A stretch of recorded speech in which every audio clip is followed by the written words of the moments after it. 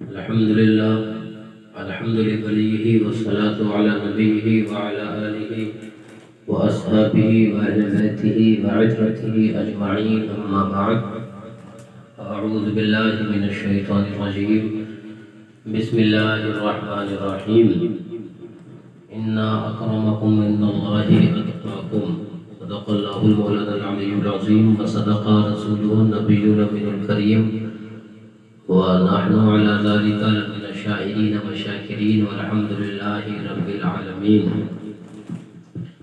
أعوذ بالله من الشيطان الرجيم إن الله وملائكته يصلون على النبي يا أيها الذين آمنوا صلوا عليه وسلموا تسليما.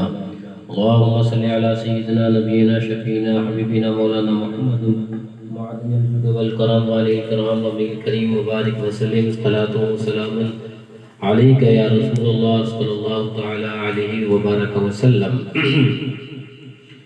تیری اوقات ہی کیا ہے کرے جو بات رفعت کی، سنی ہے میں نے قرآن سے حکایت ان کی مدحت کی. امن کی جستجو تھی تو حرم کو چھوڑ کیوں آئے، شکایت کیا کریں خود سے خریدار ہلاکت کی. میرے ذوق جنوب پر ہنسنے والوں کیا خبر تم کو، کہ مٹنے سے سکھائی ہے رضا نے بات شہرت کی. چلے تحت الثری آؤ ترفع کے طلبگارو، یہ سعدی نے گلستہ میں نکالی راہ رفعت کی. الہی صدقہ موسیٰ اسامہ نے نظر دینا، ملائک بات چھیڑے جب عدالت میں زیارت کی. نہیں کچھ شور و غوغا اور لٹانا جا صحابہ کا، کہ پروانوں نے سیکھی ہے یہاں سے شان حکمت کی. ذرا ایمان تو پرکھو ذرا اعمال تو دیکھو، بڑے آئے شکایت کرنے والے اپنی قسمت کی. مدد کی بھیک مانگے پھر رہے ہیں وہ بھی محشر میں، کہ جن کو استعانت پر عداوت تھی قیامت کی. یہ چاہت ہے تیری فاراں سبوں میں انقلاب آئے، یہ چاہت ہے تیری فاراں سبوں میں انقلاب آئے. چراغوں سے سحر ہوتی نہیں ہے ایسی ظلمت کی. حضرت امیر المؤمنین اعدل الاصحاب مزین المنبر والمحراب حضرت فاروق اعظم رضی اللہ تعالی عنہ وارضاہ عنا مسجد نبوی شریف سے تشریف لے گئے اور قبرستان مدینہ مکرمہ جنت البقیع شریف کے پاس سے گزرے. حضرت امام یوسف بن اسماعیل نبہانی اپنی کتاب مستطاب حجت اللہ علی العالمین فی معجزات سید المرسلین میں کرامات فاروق اعظم رضی اللہ تعالی عنہ کے تحت تحریر فرماتے ہیں کہ مرہ بالبقیع حضرت فاروق اعظم رضی اللہ تعالی عنہ قبرستان مدینہ مکرمہ جنت البقیع شریف کے پاس سے گزرے. ارشاد فرمایا فقال السلام علیکم یا اہل القبور، اے قبر والوں تم پر میرا سلام ہو. اور اس کے بعد ارشاد فرمایا اخبار ما عندنا، اے قبر والوں تمہاری کچھ خبریں آج میں تمہارے پاس لے کر آیا ہوں. اور وہ خبریں یہ ہیں ان نساءکم قد تزوجنا، تمہاری عورتوں نے تمہارے دنیا سے جانے کے بعد دوسروں سے نکاح کر لیا. ودورکم قد سکنت، اور تمہارے کمائی کے مکانات جن کو تم نے خون اور پسینے سے لگا کر محنت کر کر بنایا تھا، تمہاری دنیا سے رخصتی کے بعد اس میں دوسرے لوگ آباد کر دیے گئے ہیں. وَأَمْوَالَكُمْ قَدْ فُرِقَتْ، تمہاری دنیا سے رخصتی کے بعد جو ہی تمہاری روح تمہارے جسم سے پرواز کری تو تمہارے مال جن سے دنیا میں محبت کیا کرتے تھے وَأَمْوَالَكُمْ قَدْ فُرِقَتْ، وہ لوگوں نے آپس میں تقسیم کر لیے، ان کو آپس میں تقسیم کر دیا گیا. حضرت فاروق اعظم رضی اللہ تعالی عنہ نے جب یہ ارشاد فرمایا تو آواز آئی قبر سے، اے امیر المومنین فاروق اعظم رضی اللہ تعالی عنہ، آپ نے دنیا کے حالات سے ہمیں آگاہ کیا اور ہمیں دنیا کے حالات سے باخبر کیا، کچھ خبریں سنائیں، لیکن سنیے کچھ خبریں ہم سے بھی آپ لیتے جائیے۔ اور وہ خبریں یہ ہیں، آواز آئی فقال خاطف، تو آواز غیبی آئی، اخبار ما عندنا، کچھ خبریں ہمارے پاس بھی ہیں وہ ہم سے لیتے جائیے۔ اور وہ خبریں یہ ہیں کہ ما قدمنا فقط وجدناہ، جو ہم نے دنیا میں نیکیاں کر کر آگے بھیج رکھا تھا اس کو آج ہم یہاں پر پا رہے ہیں۔ جو بھی دنیا میں ہم نے نیکی کر کر اپنی توشہ آخرت بنایا، آج ہم اس کو پا رہے ہیں۔ جو دنیا کے اندر ہم نے اللہ اور اس کے رسول جل جلالہ صلی اللہ علیہ وسلم سے سچی الفت و محبت کر کر ہم نے اپنی زندگی گزاری، اس زندگی گزارنے کے صلے کے اندر جو رب نے ہمیں نعمتیں عطا فرمائی، جو ہمارے اعمال اور ہمیں ثواب عطا فرمایا، اس کو آج ہم پا رہے ہیں۔ یعنی دنیا کے اندر جو فرمایا گیا ما قدمنا فقط وجدناہ، جو دنیا میں ہم نے آگے بھیجا اس کو ہم پا رہے ہیں۔ ہم نے جس سے بھی دوستی کری تو وہ اللہ اور اس کے رسول جل جلالہ صلی اللہ علیہ وسلم کے دوستوں سے دوستی کری۔ ہم نے جس سے بھی دشمنی کری تو وہ محض ایمان کے لیے اللہ اور اس کے رسول جل جلالہ صلی اللہ علیہ وسلم کے دشمنوں سے دشمنی کری، وہ بھی بوجہ اللہ کری۔ ہم نے دنیا میں زندگی اللہ اور اس کے رسول کی رضا اور خوشنودی کے لیے جو گزاری، یعنی جو ہم نے دنیا کے اندر وہابیوں سے کنارہ کشی کری، یعنی دنیا کے اندر جو ہم نے دیوبندیوں سے کنارہ کشی کری، یعنی دنیا کے اندر جو ہم نے اعدائے دین سے کنارہ کشی کری، یعنی دنیا کے اندر جو ہم نے فرقہ باطلہ، چاہے وہ نجدی ہو، سلفی ہو، اور اپنے اپنے دور کے اندر لوگوں کے دوروں کے اندر جو نئے فرقے پیدا ہوئے، غرض یہ کہ زندگی جو بھی اللہ اور اس کے رسول جل جلالہ صلی اللہ علیہ وسلم کی رضا خوشنودی کے لیے گزاری، اس کو آج ہم یہاں پر پا رہے ہیں۔ وما انفقنا فقط ربحناہ، اور جو ہم نے اللہ اور اس کے رسول کی رضا خوشنودی کے لیے جو خرچ کیا ہے، آج وہ ہمیں یہاں پر فائدہ دے رہا ہے۔ لیکن اے امیر المومنین وما خلفنا فقط خسرنا، جو ہم اپنے بعد والوں کے لیے چھوڑ آئے ہیں ہم نے اسی میں گھاٹا کھایا ہے۔ جو ہم اپنی اولاد کے لیے چھوڑ آئے، جو ہم اپنی عزیز و اقارب کے لیے پراپرٹی اور مال چھوڑ آئے، آج ہم نے اسی میں گھاٹا کھایا ہے۔ دنیا کی یہ حالت ہے، دنیا کے یہ معاملات ہیں۔ اسی لیے اعلیٰ حضرت امام عشق و محبت فاضل بریلوی علیہ رحمۃ و رضوان بڑے ہی پیارے انداز کے اندر جگہ جگہ اپنے نعت و مناقب کے اندر اہل ایمان کو درس اور تدریس دیتے چلے آئے کہ دنیا چند روزہ ہے، آخرت ہی جاویدانی ہے، تمہیں دنیا کو ایک دن چھوڑ کر آخرت کو اختیار کرنا ہے۔ ابھی زندگی ہے، جی لو، شراب نفرت کو خوب پی لو، جو موت نے آ کے پچھلے گھر کا حساب مانگا تو کیا کرو گے؟ تمہارے اعمال نے تمہیں ہی بہت ستایا تو کیا کرو گے؟ دلی تسلط تمہیں ابھی بھی نہات آیا تو کیا کرو گے؟ نہیں ہے پچھم سے شمس نکلا، بتا دو فارغ ہے وقت توبہ، خدا نہ کردہ حسد کے اندر یہ دین کھویا تو کیا کرو گے؟ امام عشق و محبت اعلیٰ حضرت بات آئی تو سنتے چلیے۔ اعلیٰ حضرت امام عشق و محبت ارشاد فرماتے ہیں، پھر اٹھا ولول اے یاد بیابان حرم، پھر کھچا دامن دل سوئے مغیلان حرم۔ یہ دنیا کی حقیقت ہے، یہ دنیا کے معاملات جو آپ نے سماعت کیے کہ دنیا کی حقیقت کہ آپ کی رخصتی کے بعد کوئی کسی کا ہو نہیں رہتا، چند دن چند لمحات، مہینہ دو مہینہ رخصتی کے بعد لوگ اسے یاد کرتے ہیں اور باقی پھر اس کے بعد اپنی دنیاوی زندگی کے اندر مست و مگن ہو رہتے ہیں۔ کام وہی آنے والا ہے جو اللہ اور اس کے رسول کے لیے تم نے اپنے لمحات، چاہے وہ اقوال ہو چاہے افعال ہو، حرکات و سکنات تمہاری ہو، جو تم نے اللہ اور اس کے رسول جل جلالہ صلی اللہ علیہ وسلم کے لیے اپنی زندگی گزاری، کام وہی آنا ہے۔ اب سنیے بات آئی سرکار دو عالم صلی اللہ علیہ وسلم کی یاد کی تو اعلیٰ حضرت امام عشق و محبت فاضل بریلوی رضی اللہ تعالیٰ ایک عشق و محبت کا میں آپ کو ایک عظیم اور عجیب و غریب واقعہ سناتا ہوں. سنیے فرمایا جاتا ہے حضرت عبد الرحمن بن عوف رضی اللہ تعالیٰ عنہ قبل بعثت حضور پر نور سید عالم صلی اللہ علیہ وسلم یمن کو تاجرانہ جاتے تھے. ایک پیر مرد عسقلان بن عواقر کے یہاں آپ قیام فرماتے.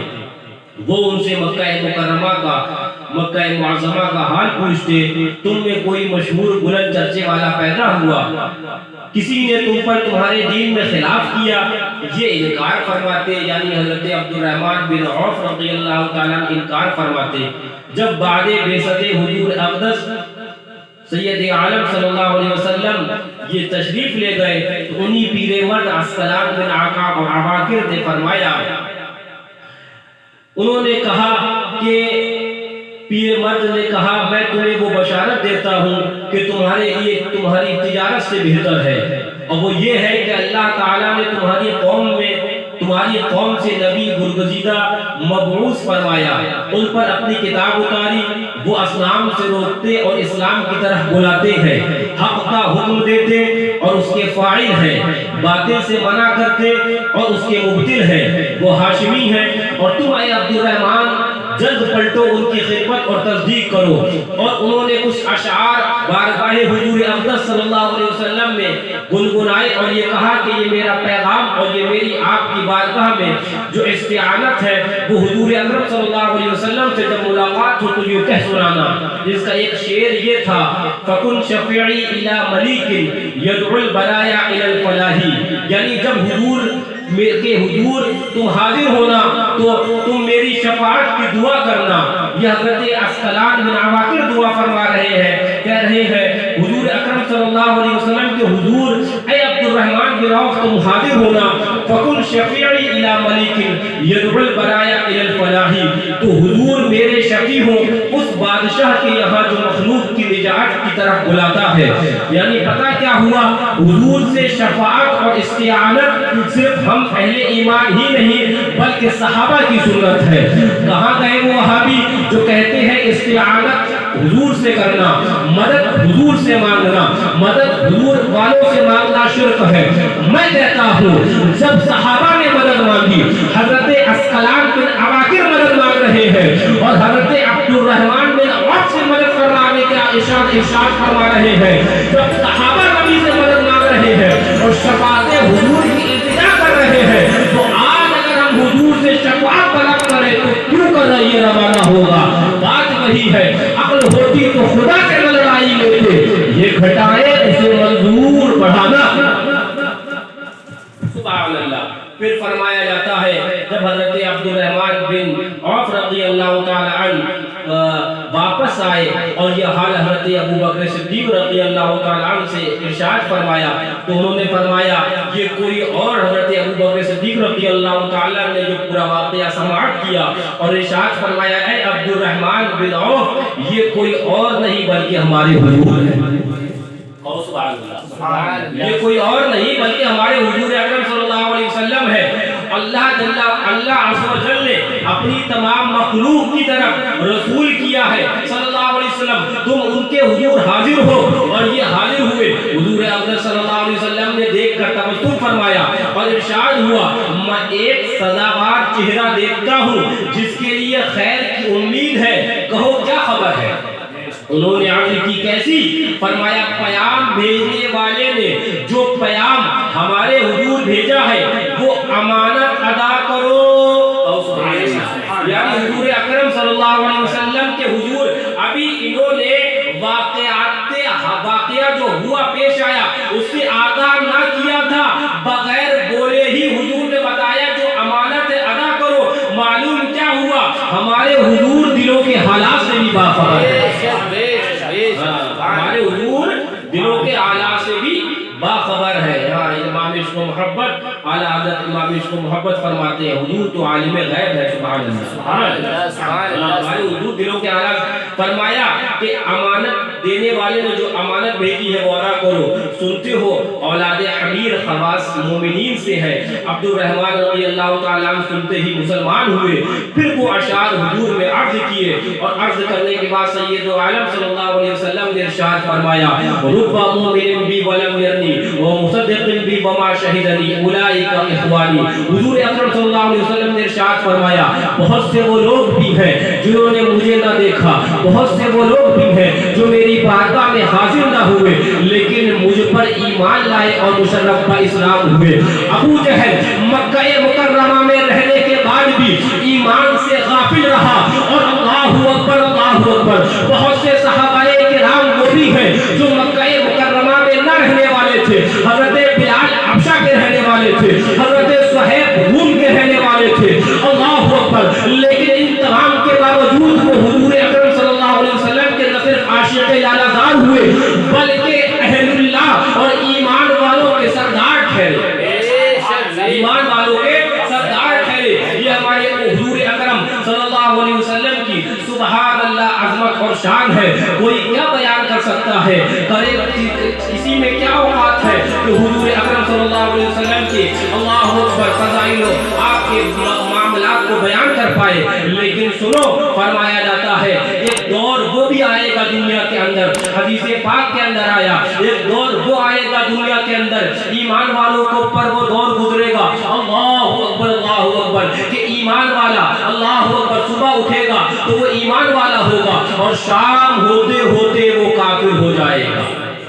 فرمایا گیا حدیث پاک کے الفاظ ہے یسبح الرجل مؤمنا ویمسی کافرا ویمسی مؤمنا ویسبح کافرا، صبح اٹھے گا تو مومن ہوگا، شام ہوتے ہوتے کافر ہو چلے گا، شام میں مومن ہوگا، صبح ہوتے ہوتے کافر ہو جائے گا۔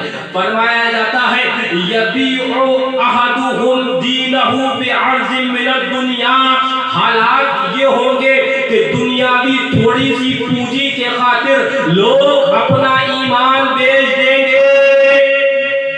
دنیا یبیع احدہم، ان میں سے وہ ہوں گے جو اپنا یبیع احدہم دینہ، اپنا دین بیچ دیں گے دنیاوی تھوڑی سی پونجی کے خاطر۔ آج کیا ہو رہا ہے؟ آج بڑے بڑے پیر کہلانے والے، آج بڑے بڑے اپنے آپ کو وہ مقتدی اور رہبر کہلانے والے آج دین کا سودا کر رہے ہیں۔ کس لیے؟ صرف دنیاوی تھوڑی سی مفاد کے لیے۔ کس لیے؟ صرف اس لیے کہ انہیں دنیاوی شہرت حاصل ہو جائے، دنیاوی طاقت حاصل ہو جائے۔ لیکن الحمدللہ ایمان والا دنیاوی طاقت کو نہیں دیکھتا، ایمان والا کہتا ہے تو یہ کہتا ہے پھیر دیجئے پنجے دیبے نہیں، حضور کے بل پہ طاقت کیجئے، مصطفیٰ کے بل پہ طاقت کیجئے۔